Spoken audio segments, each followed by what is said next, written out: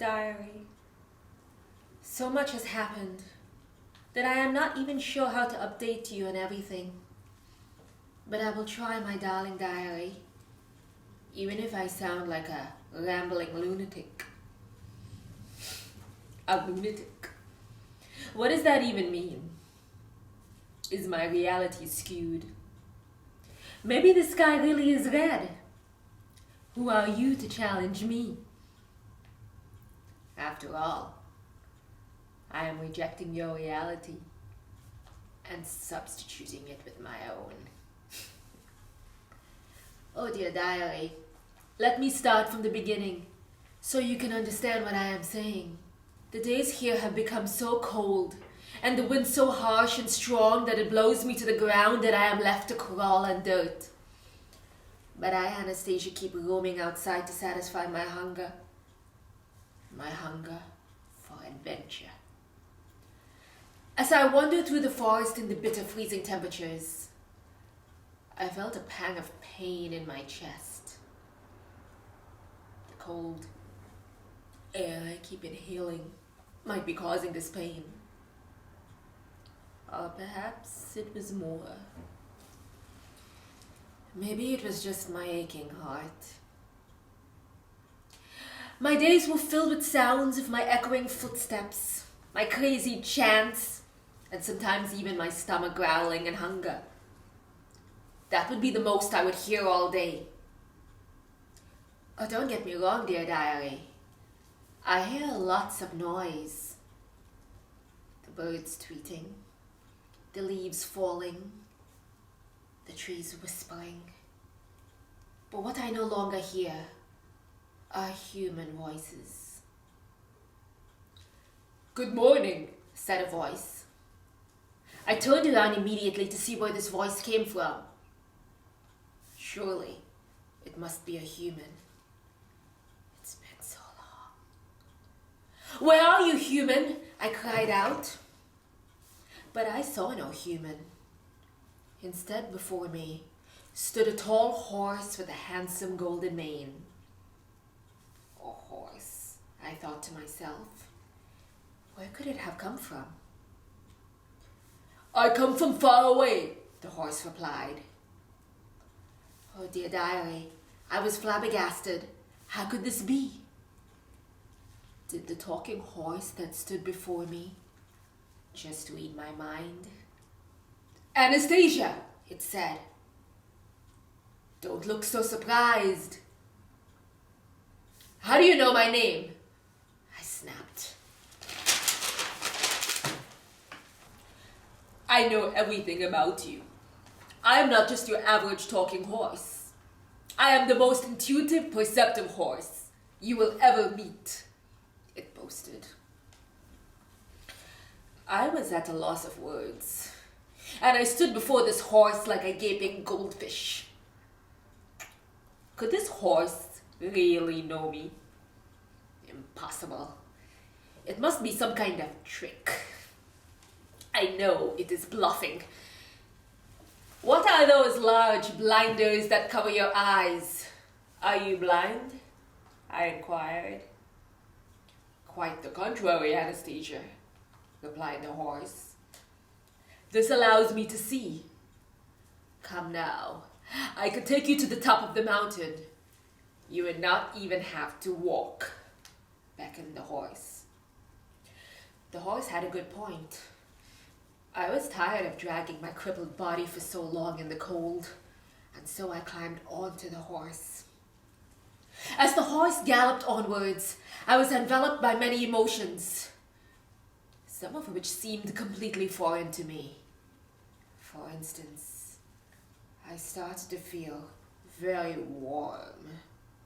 Not an uncomfortable hotness, but a soothing, peaceful warmth. Oh, talking horse, why do I feel so warm? I whispered as I put my arms around the horse's neck. Anastasia, my dear, you have wrapped my long golden mane all around yourself, it replied. Oh, indeed I have. I most certainly have, I muttered. To feel warm is such a foreign feeling. After years of feeling cold, I had lost all feeling. All feeling except the feeling of numbness. And after feeling nothing, and now to feel something, was almost some kind of forbidden luxury that I wonder if I really deserve to have. Anastasia, Anastasia, what are you doing? Cried a voice. I looked up only to see my friend the wise owl flying above my head. I'm warm. After all this time, I feel warm, I proudly declared to the owl. Anastasia, you do not even know the horse or where it is going. How do you not know that it is taking you to the path of hell?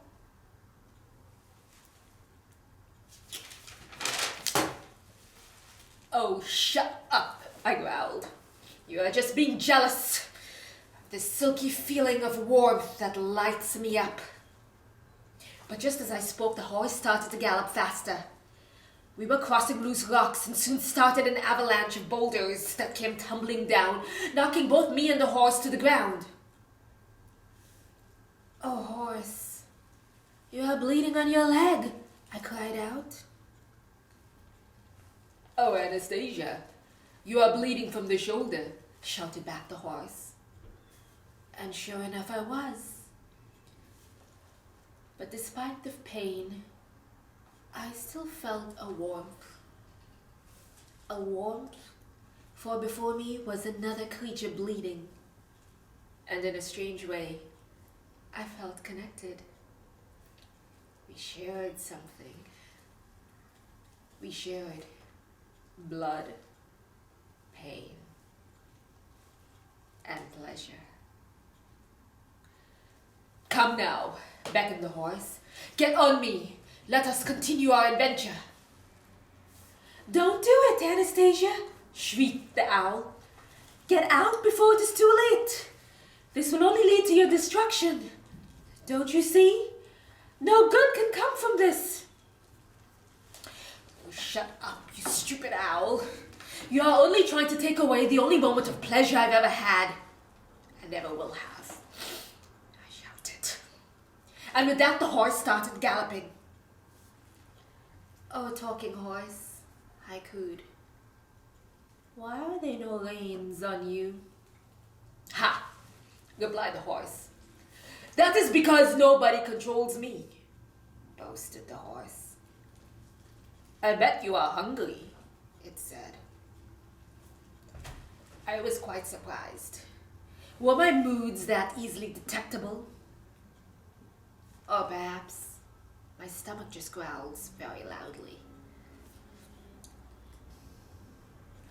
But as I rode on, the horse was soon able to predict almost everything. When I was thirsty, when I wanted to sleep, when I wanted to rest, and when I was tired. I began to get worried. How is this possible? I, Anastasia, am a complicated creature. How could I be this predictable? And I began to feel another foreign emotion. Vulnerability. You know, my darling diary, that little thing deep inside that you hide tucked away into the deepest corner of your heart.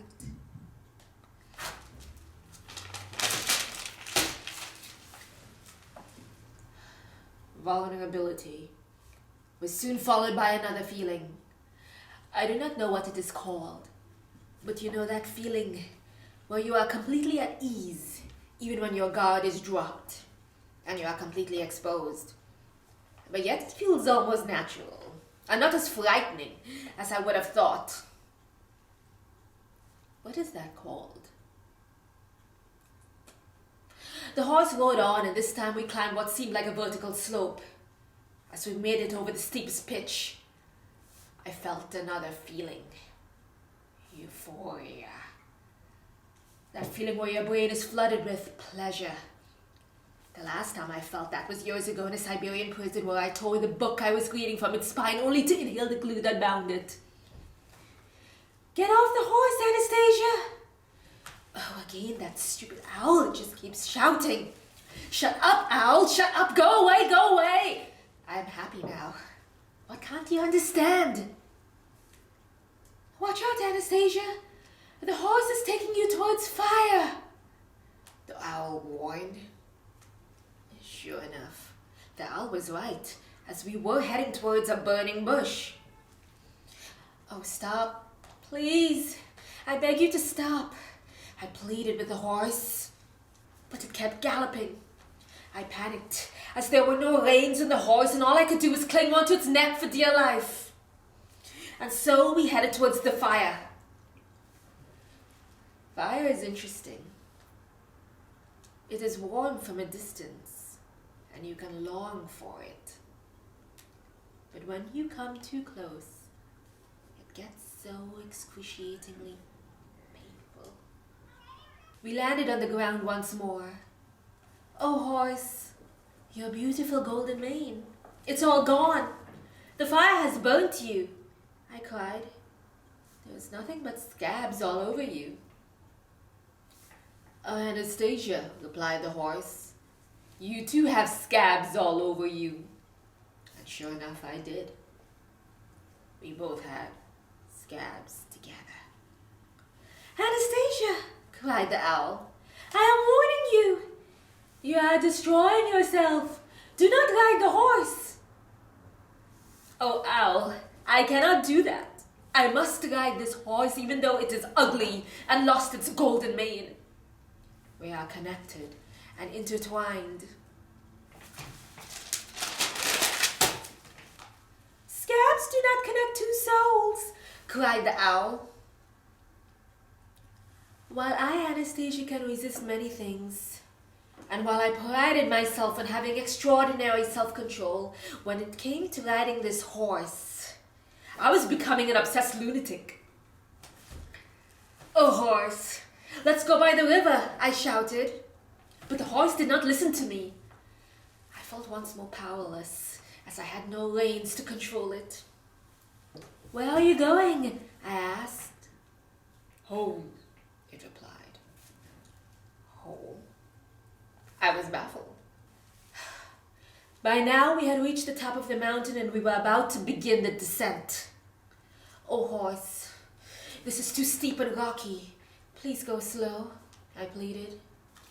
But alas, the horse did not take heed to my pleas and galloped down at high speed, with me balanced precariously on top. In agony, I cried out, "Oh, slow down, slow down!" But the horse turned a deaf ear on me.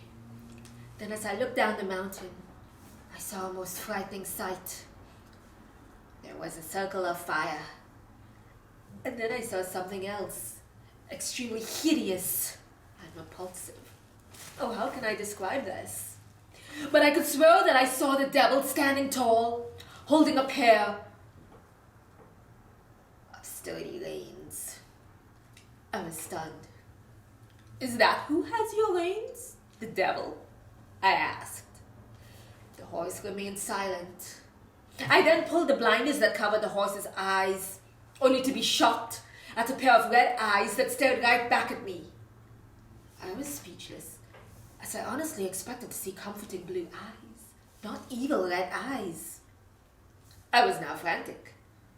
I did not want to burn to death in this ring of fire, and so I jumped off the horse.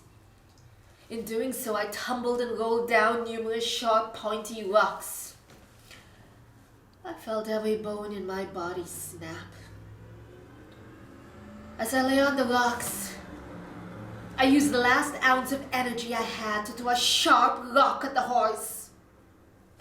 "Damn you," I shouted. The rock hit the horse with such intensity that I saw it instantly collapse and roll down the rocks onto the arms of the devil that had awaited it at the bottom of the mountain. The horse attempted to stand up, but failed. All its legs were broken.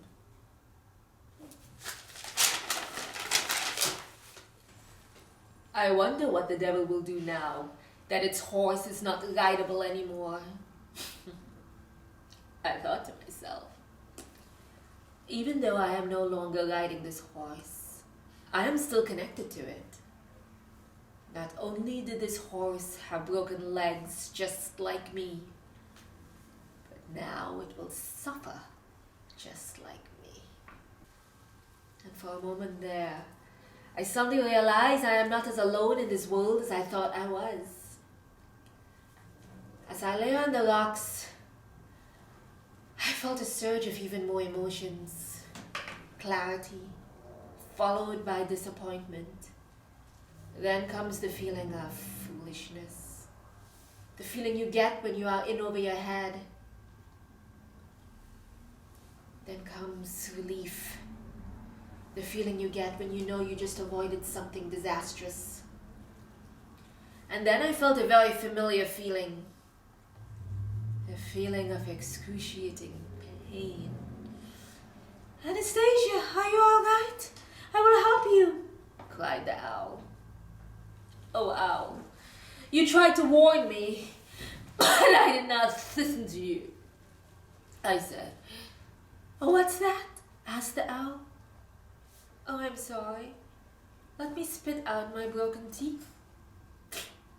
It can really affect my speech." But as I laid on the rocks, I asked myself, was this all worth it? Or was it in vain? I don't know, my darling diary. Is a lifetime of pain worth a few moments of pleasure? You better believe it most certainly is. Anastasia.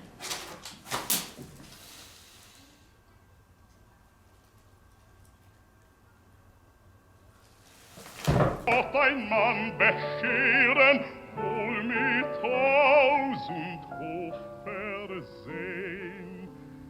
Wenn wir zwei zusammen wären, möcht mein Singen mir vergehen. The days here have become so cold and windy. Damn it. The rock hit the horse with such intensity that I saw it instantly collapse and roll down. The horse... One more time. I was at a loss of words, and I stood this. One more time. I am the most intuitive, perceptive horse